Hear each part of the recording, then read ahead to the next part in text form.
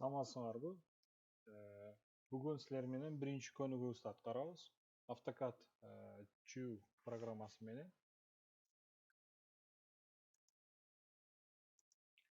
Интернеттен мен өзүмө керектүү болгон маалыматты жүктөп алдым. Учурда ушул беттеги фигураларды түзөбүз. AutoCAD-ым ачык. AutoCAD-ты жаңы файлды ачардан мурда айтчу кетчү нерсе бул жерде templates дейт. Өзүбүзгө керектүү болгон AutoCAD шаблонун тандайбыз.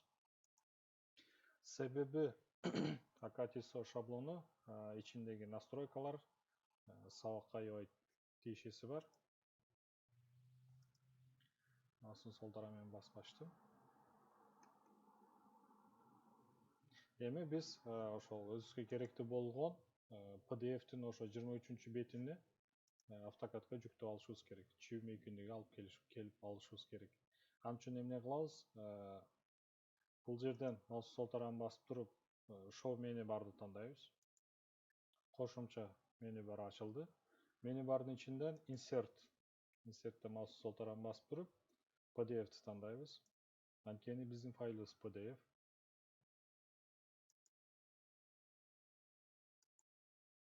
Open. Бул жерден карайбыз, канчанчы бетте болгону, 23 бет экен. Бул жерден издейм мен 23 тандадым. Окей. Кайсы жерге болуп турган базовый точканы берем, маустун сол тарабы менен. Кийин менден масштаб сурап атат. Масштаб биз үчүн 1 болсо болот. Макулдаш үчүн пробел же болбосо Enter'ди басабыз клавиатурадан. Кийинкиси rotation дейт. Ошол градус деле 0 болгону биз үчүн тура. Болду.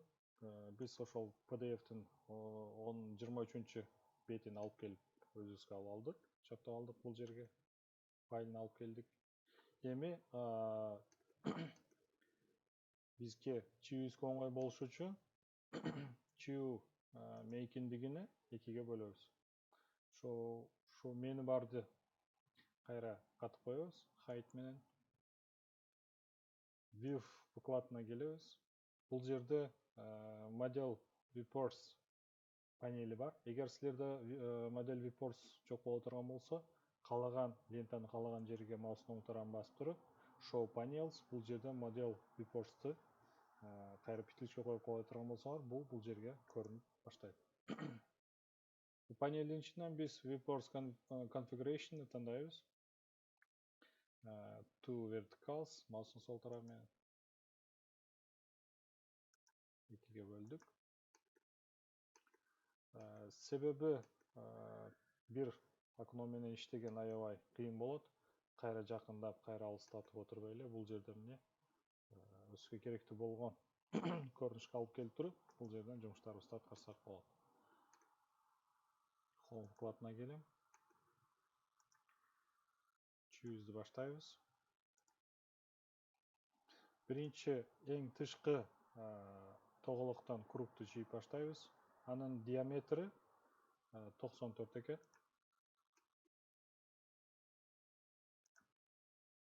Circle'дан тандайбыз круг. Базовый точка маустун сол тарабы менен. Ключевой тамга D. Негизги кем эгер радиуска көңгөн боло турган болсо 94 2-ге бөлүп туруп радиус жазса болот. Кээ бир учурларда 0,0 кийин кайра бөлүнгөндө сан кичине кыйыныраак болуп калат жасаган. Биз ошон үчүн диаметрди тандадык. Жасадык. Биздин кругубуз чоң болгондуктан көрүнбөй калды. Ошол көрүнүш үчүн маустун ортосундагы тоголокту 2 жолу басабыз. Бизге кругубузду кайтарып келди. Мен муну жылдырып алам бир аз. Сүрөткө жакын болуп туруп. Улантабыз. Экинчи кругубуз болсо бул ось. Анын өлчөмү 64. Аны деле чыгабыз. Маустун сол тарап. Кругту тандайбыз. Кругтун центрин табыш үчүн маусту ошол команда тандалгандан кийин курсорду круг алып келе турган болсок, ортодон күйөт. Эгер привязка күйбөй турган болсо, бул жерден маустун сол тарабын басабыз. Object Snap Setting. Бул жерден Select All кылып туруп, бардык привязкаларды тандайбыз. Анан көңүл буруп караш керек. Маустун сол тарабы менен же болбосо клавиатурадан F3-тү баса турган болсок, бул не жумуш рабочий состояниеда болуш керек. Монда центрди тандадым. 60 диаметрди тандайм. 64. Кийинкисин ортодогу 36 диаметр маус басам. Базовый центрди таптым. 36. Кечиресиңер, радиус болуп калды.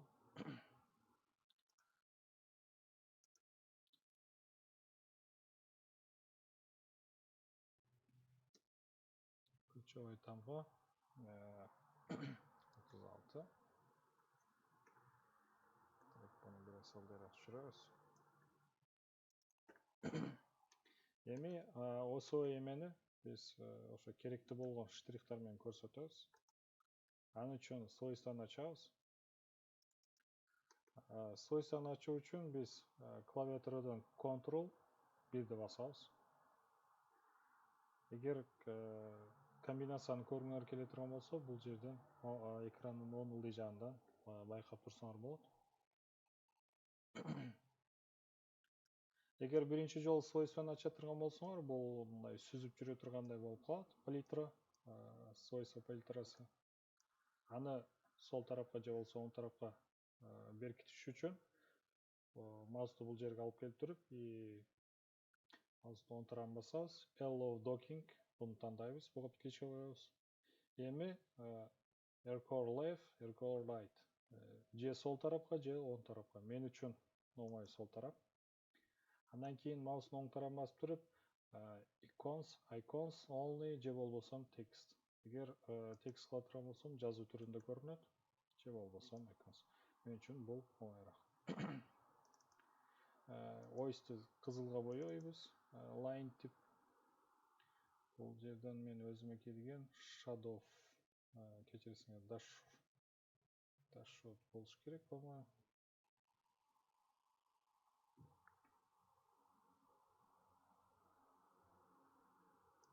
Бул жерде жок экен. Биз жүктөш сызыктарды тибин жүктөш үчүн клавиатурага LT деп жазабыз. Line tip. Пробел же Enter'ди басабыз. Lighting. Бул жерден калаган маус сол тарабын басып калаган эмени тандап туруп, Ctrl аны басабыз. Бул жерден көңүл буруп турабыз. Окей. Экинчисин тандайбыз. Reload all selected line tips. Окей. Эми кайра тандап туруп, свойствого киребиз. Бул жерден shadow деген болуш керек.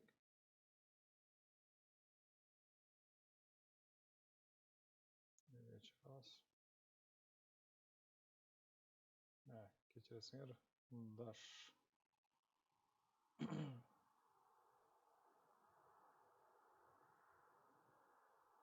Dashot 2 дейт. Dashot 2-ни тандай. Мен үчүн бул көрүнүшү жакшы. 1 line tip, ошол line тибинин масштабы 1. Мен үчүн макул. Эми бул жерде кругту чийип алабыз. Бунун диаметри, отверстиелер, тешиктердин бир диаметри 12 экен. Чийүүдөн алдын өзүмө керектүү болгон жардам сызыкты тандайм. Кругту тандайбыз кайра. Жерге алып келип туруп, радиус 12 болгондо 6 болду. Кайра буну өчүрүп салам. Буну 6га окшош бөлүп туруп 6 жерге тура жасаш үчүн modify'дан array'ди тандайм. Array'ге кирем. Бул жерде polar array кемеси бар инструменти. Тандап туруп select object. Командная строкага көңүл буруп карап турабыз. Макулдаш үчүн пробел же болбосо enter. Базовый точка center. Эгер центрди баса турган болсо, бул өзү негизги стандарт 6 эме менен сегмент менен жасайт.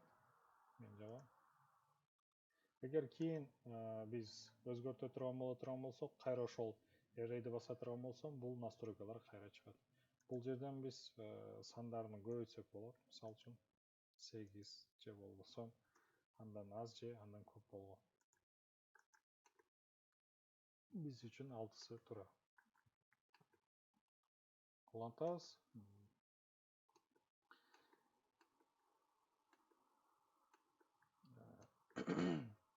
Ылдыйын жийип баштайбыз.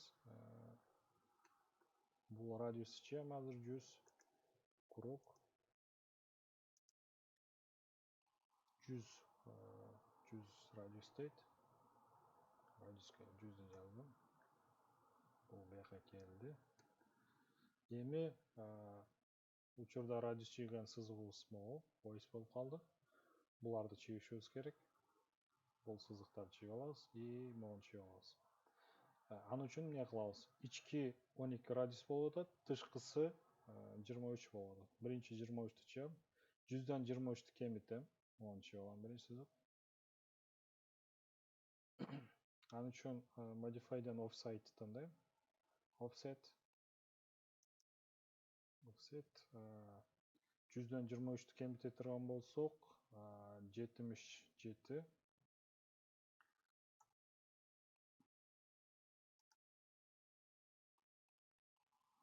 Кечирип коесуңар. Круг менен чийиш керек эле, 77 радиус менен. Кийинкиси болсо 12 дейт. Эгер 100дан 12-ни кемите турган болсок, 88 болот. Кайра круг. Же болбосо, буну өчүрүп салып туруп, offset тандап туруп, бул жерден чыйсак болот. Биринчиси 23 болуп атат. 23 менен мондай кылып чыгабыз. Кийинкиси болсо, жакыныраак болсо 12 болот.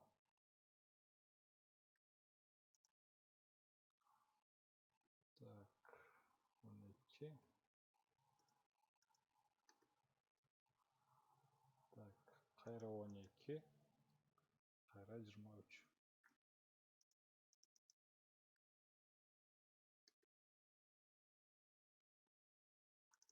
Так.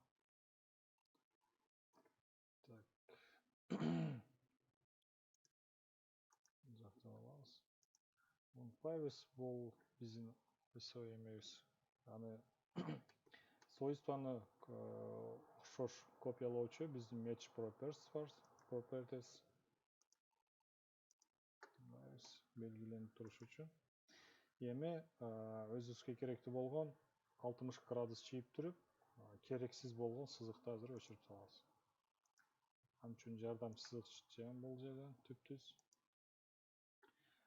Көңүл буруп айтта кетчү нерсе, бул жердеги ситуационный панель деп коет, абал панели.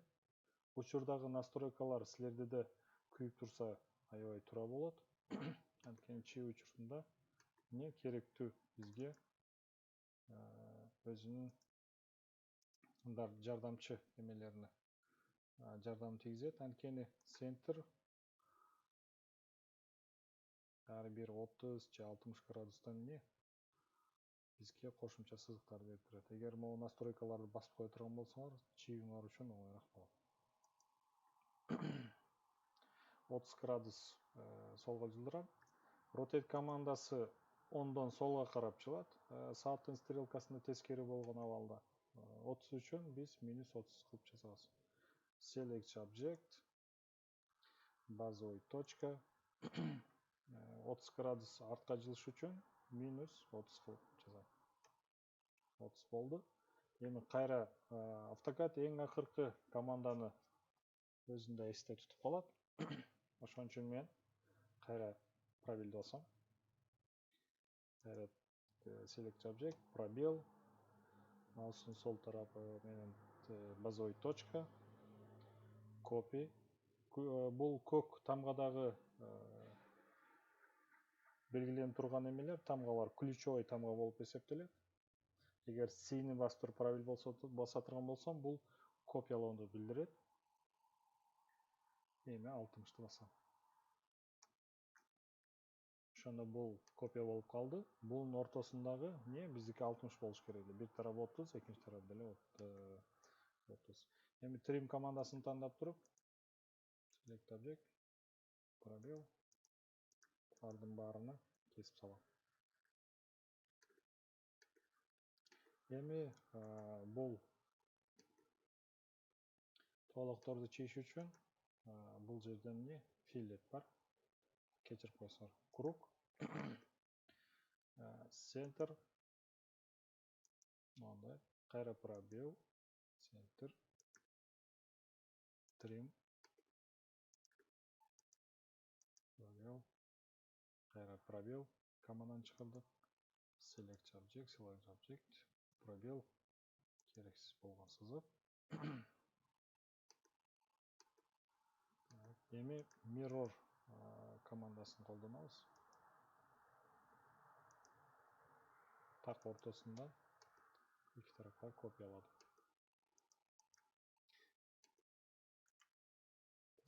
Биздин ортодо бир сызык жасашыбыз керек. Стричти басам.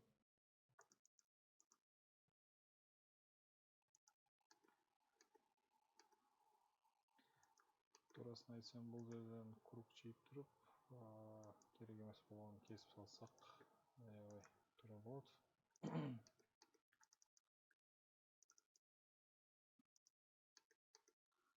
Мен жумуш учурунда командалардын кыска аттары менен көнүп калгам.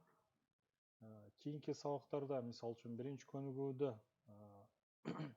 бул лент аркылуу көрсөтөм.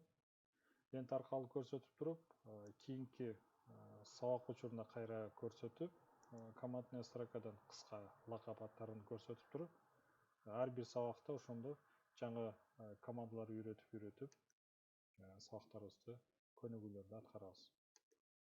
Message point'ты басуу үчүн ма деп басабыз. Кандай сөзгө керектүү болгон, муну бастык. Ортодон деле бир сызык чийишибиз керек. Кайра message point.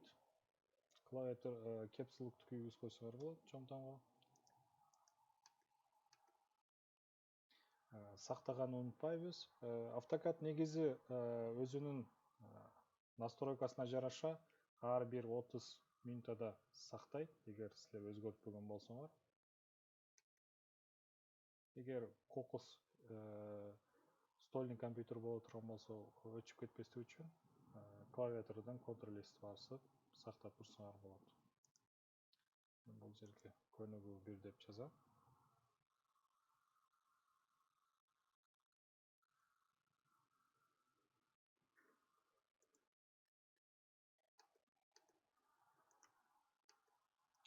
Өзүбүзгө керектүү болгон эмелерди чыйдык. Эми стил жасайбыз.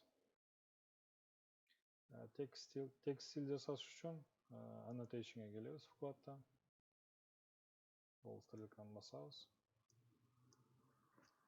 Эгер ичибизде AutoCAD-га SPDS орноткон боло турган болсо, SPDS кошумча вкладты орноткон жасабыз боло турган болсо, бул 3 тип стандарт автоматтык түрдө чыгат.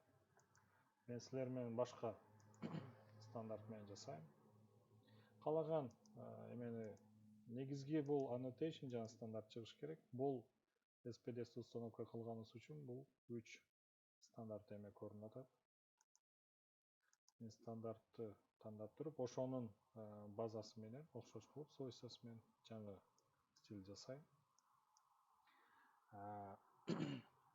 Размер үчүн деп жазам. размер.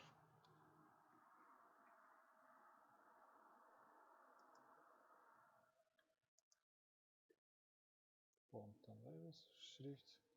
Шрифт таңдаш үшін мен ISO 41 шрифтін таңдаймын әрдайым. ISO 41.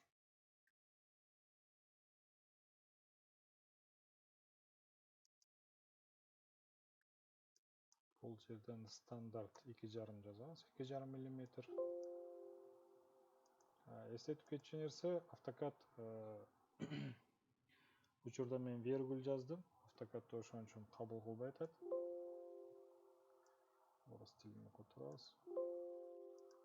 Бул жерде точка болуш керек. Чекит болуш керек. Вергуль колдонуп турган болсоңор, бул иштебейт. Кечиресиңер, ISO 41 туура эмес. Шрифти тандап турбуз. 96 кылсаңар болот. 98 болот. Apple установить, set current. Ошону эле база кылып туруп, текст деп жазам. Бул жактагы размердин тексттери жана кошумча эмелебиш үчүн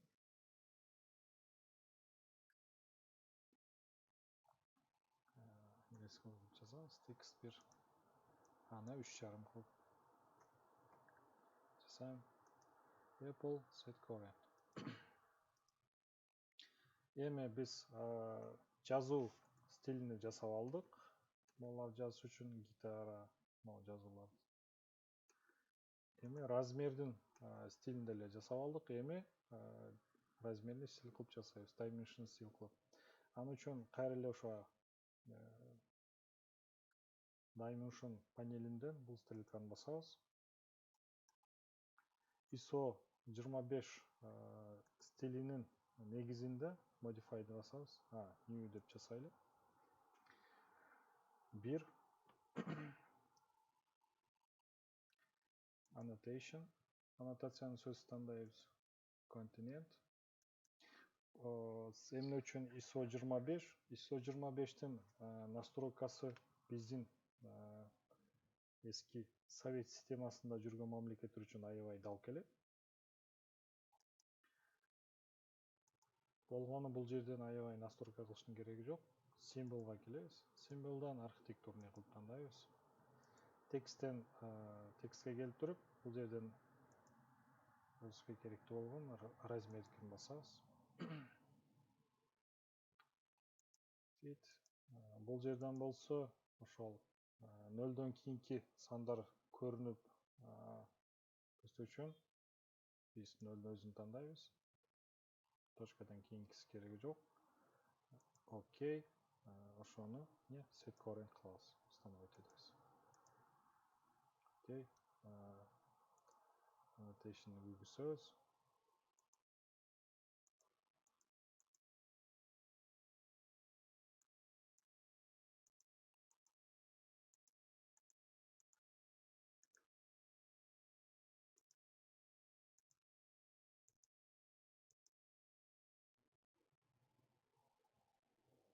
Annotation bunu киргизип коебуз.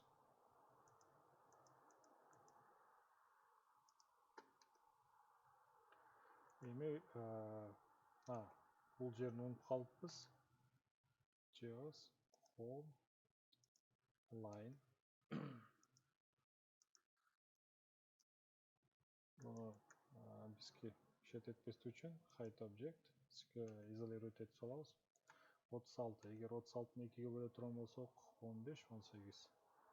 Set. Кыскача аты го. Offset 18.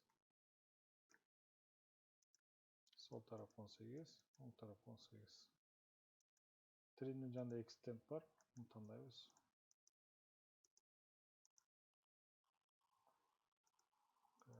Trim. Кесебиз.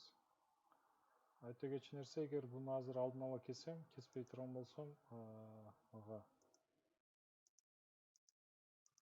эмне өзгөрөт?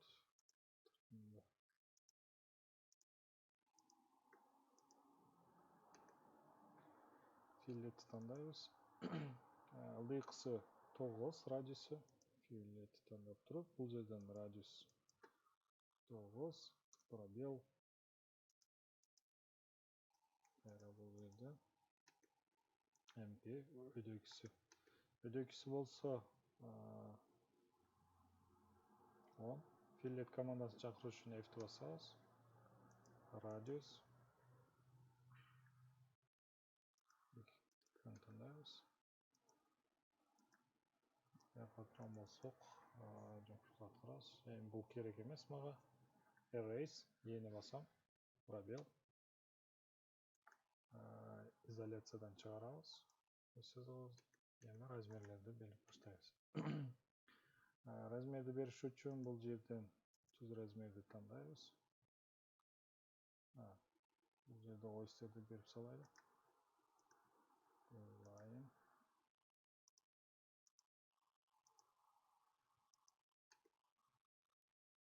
Муну бул жакка чейин улантам. Андан тышкары отверстиелерди да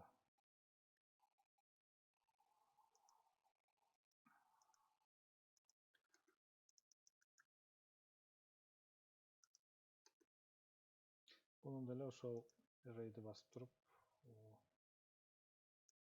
сотурамаса 6 жерге келип калат.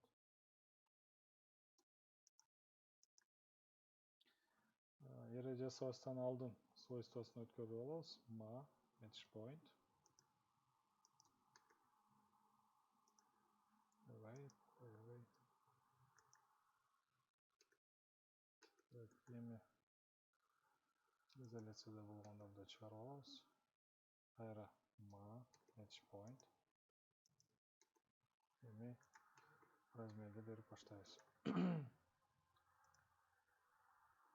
Бул жерден алабыз.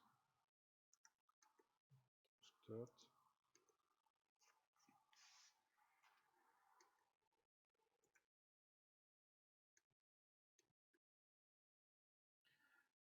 Размер үчүн суффикс, префикс жазышыбыз керек болуп калат экен. Суффикс жазыш үчүн биз D-ны басам.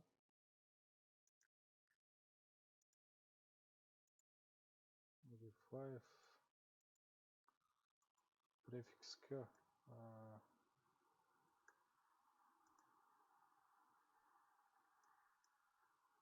эгер дашпай турган болсом, процент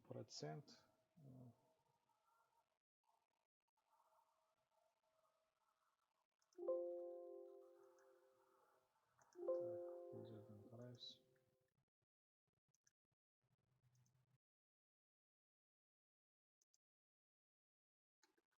Ладно, кийинки көнүгүүлөрдө кайталайбыз. Бунун өзүнө керекчи болгон суффикс болуш керек. Тексттен карайбыз. Symbol, diameter, чөңктү, процент C. Annotation,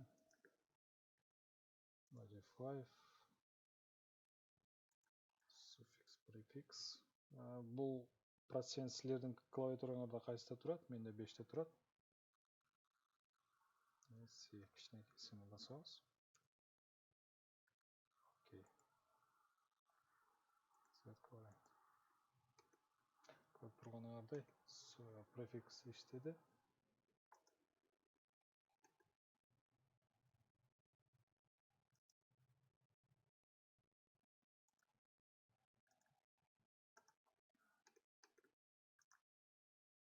Кийин радиус беребиз.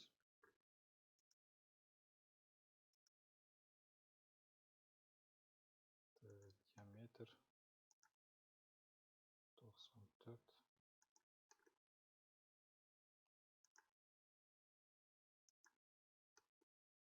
Андан кийин бул жерде негизи биз архитектурный эмес чертежин кылып беришибиз керек эле. Символду өзгөртөбүз кайра. Эски бойдон калсын. Туура болот. Жер 36. Эми радиус алып көрөбүз.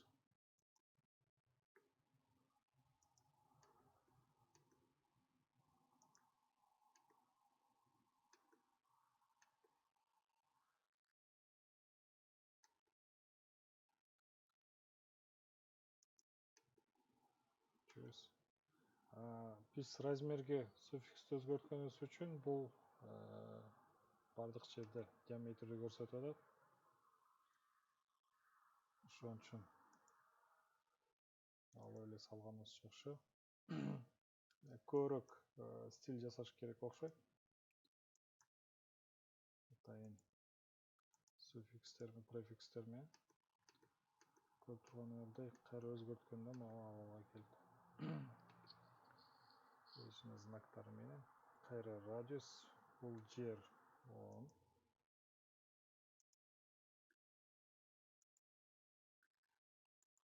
Масштабты чоңойтобуз.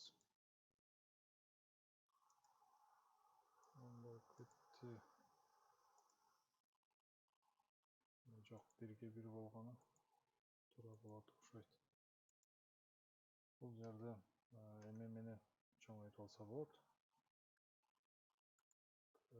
1-2 кылып көрөбүз. Бул кичине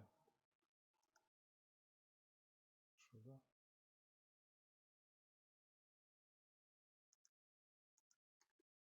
Вот алтын тандадык.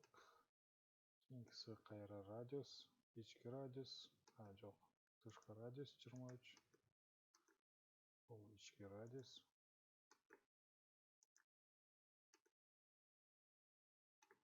Башка уклонду тандайбыз бул жерде.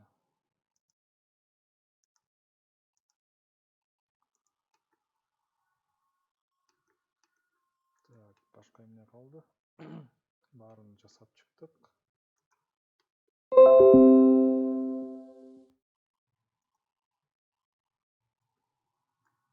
Интернетти өчүрүп салыш керек.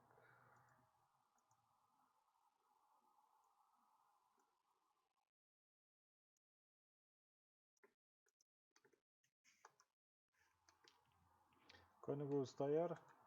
Бул жерде бирди жасайбыз. Эгер SPD силерде жок боло турган болсо, эмеден жүктөп алсаңар болот. Интернет аркылуу.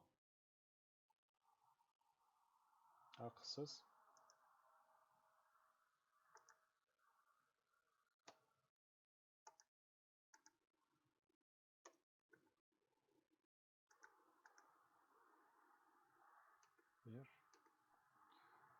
Текст менен бул жерге көнүгүү бир деп жазабыз.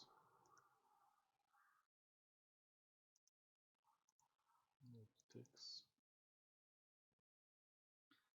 Стилибизди тандайбыз бул жерде. Текстте турат.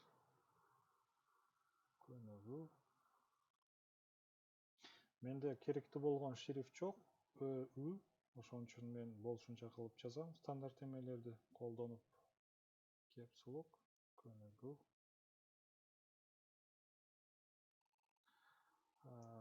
Кээ бир учурларда сабак учурунда эгер жазып атып туруп ката кетире турган болсом, алдын ала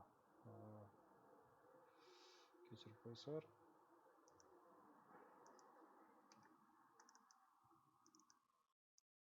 Ушуну чоңойтобуз, 5 болсун. Настройкалайбыз. Көнүгүү 1. Эми гитара деген сөздү жазабыз бул жерге.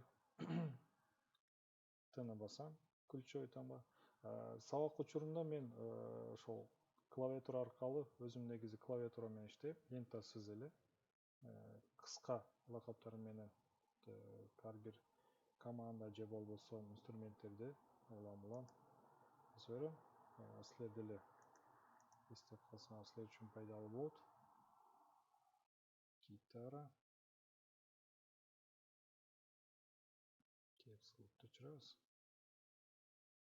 Гитара. Беребиз.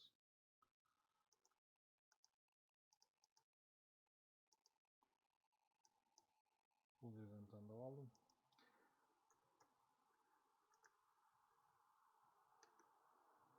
Биринчи көнүгүүбүз аткарылды. Суроолор же болбосо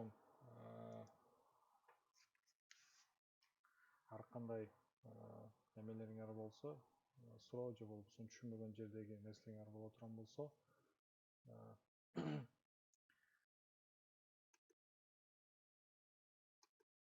почтамды калтырам бул жерге.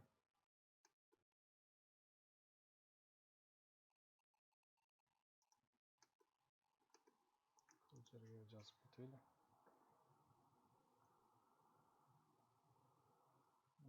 Дров. Эду.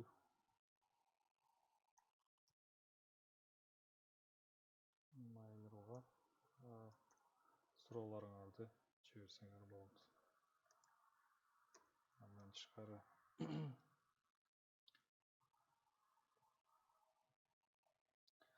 Telegram аркылуу же болбосо башка социалдык тармактар үчүн маалыматтар кийинки сабактарда болот.